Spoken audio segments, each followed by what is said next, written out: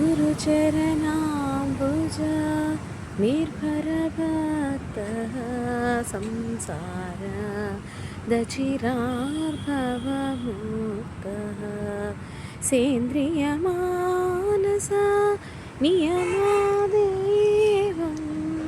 सेन्द्रियमानस नियमादेवं द्रक्ष्यसि निज हृदयस्थं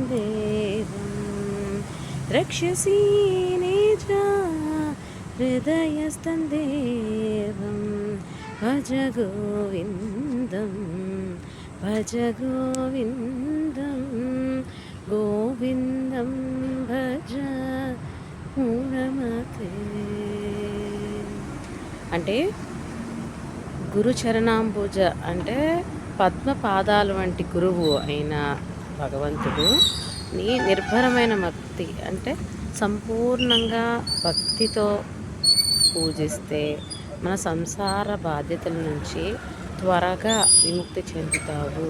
నీ ఇంద్రియాలని జ్ఞానాన్ని అన్నిటినీ కూడా అదుపులో ఉంచుకొని తొందరగా దేవుణ్ణి చేరే సాధనం ఆయన పద్మాలకి పూజించడం అని దీని అర్థం. ఇలాగా మనకి శంకరాచార్యుల వారు భజగోవిందం రాసినప్పుడు చెప్పారు.